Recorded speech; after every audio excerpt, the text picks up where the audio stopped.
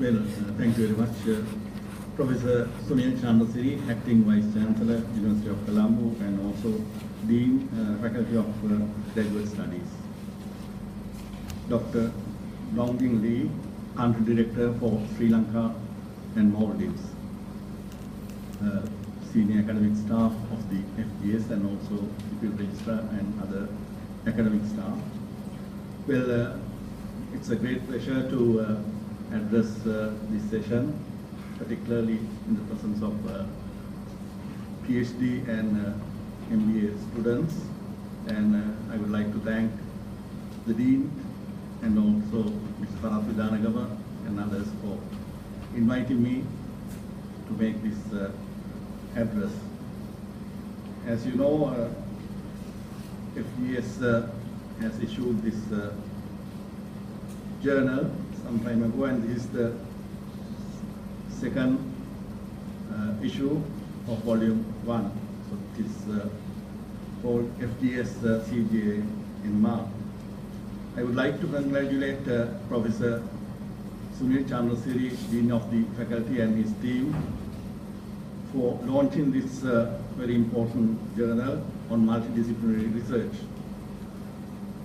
Needless to say that this journal will be a platform for academics, postgraduate students and researchers to disseminate their research findings. I think it was a pleasure to listen to both Professor Sunil Chandrasiri and Dr. Dongjin Lee.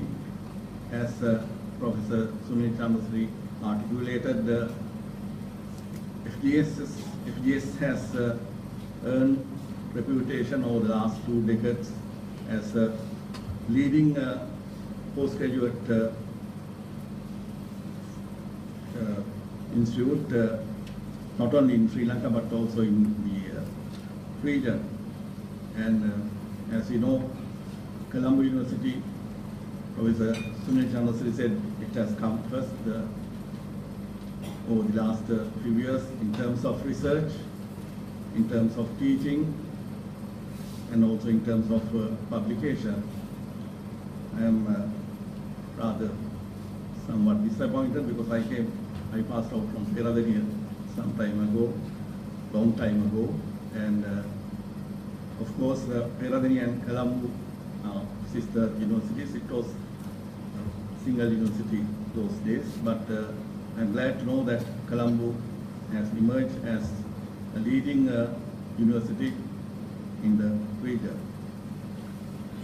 So I think as postgraduate students, you are privileged to be associated with senior academics and researchers in this FGS.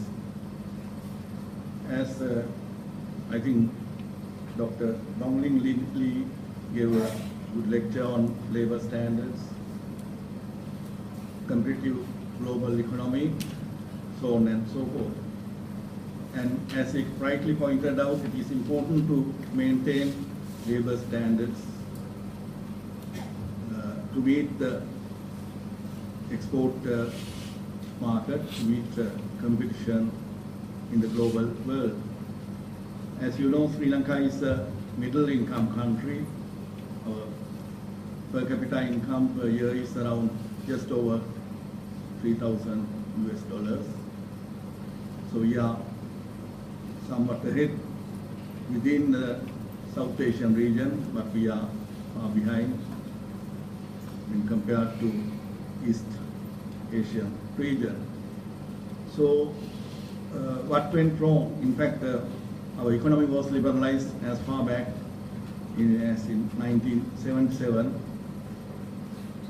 and also we have a good education system, as pointed out by Dr. Dongjin Lee, but still we have failed. One major reason for our failure is the lack of research and development. It's somewhat disappointing that as a country we spend less than 0.2% of our GDP for research and development, when compared with 4% of GDP in the East Asian region, say Malaysia, Korea, Thailand, and other East Asian countries. Of course, China is emerging as a major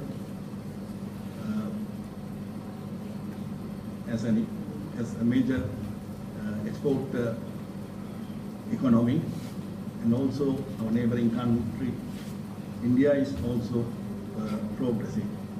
So it is critical that we improve our R&D component, research and development. We need to innovate, and we need to improve our technology, not only in the industrial sector, but also in business sector. So as MBA students and PhD students, you can contribute to improve the innovative ability of our business sector. So it is very important. So in this regard, I think this kind of journal will provide you a major platform to disseminate your research findings among your colleagues and other researchers. In fact, multidimensional and multidisciplinary research is very important, because there was a time that it was thought that social well-being can be achieved merely by economic growth. So if we have high GDP growth, high per capita income, it was thought that social well-being and quality of life can be improved. But it is not so. As we know, there are so many calamities in natural environment as a result of rapid economic growth in many countries. So we have to consider environmental aspects. Also, there are social dimensions. When rapid economic growth does not necessarily mean that everybody will be okay. Quality of life of the society may not be improved merely as a result of economic growth. So we have to consider social inequities, income distribution, wealth inequities, so on and so forth. So all these components are important, particularly natural environment, social justice, and economic growth. So these three dimensions should go hand in hand. So therefore, multidimensional research is very important. Also, when we talk about economic growth, we know that economic growth cannot simply be achieved by using what we call factors of production, like labor, land, and capital. It is critically important nowadays that technology should be used, advanced technology should be used to optimize production by using these natural resources. So therefore, science, technology, research, IT, all these things are important. So I'm glad that all these aspects are taken into account or cover in this journal. So I'm glad that you have focused on all these aspects in designing this journal. So this can be mentioned as a path-breaking step taken by the Faculty of Graduate Studies led by Professor Sunil Chandrasiri.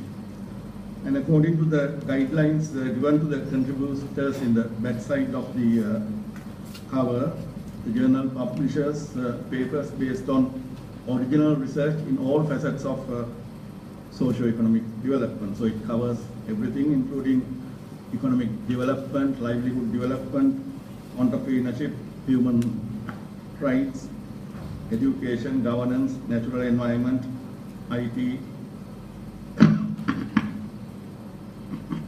science, technology, and medicine. So I urge all postgraduate students to try and develop their papers with the help of their mentors. The current issue of the journal, that is number 2 of volume 1, contains 6 high-quality articles in the fields of entrepreneurship, microfinance, university education, environmental reporting practices in the business sector, agriculture, and child protection. So it covers a vast fields. In fact, I am supposed to review the journal, but I am not going to review each and every article in detail given the limited time, and also I may not be competent to comment on all the papers substantially due to their technical complexities. So instead, therefore, I will try to flank some of the critical issues put forward by the article authors.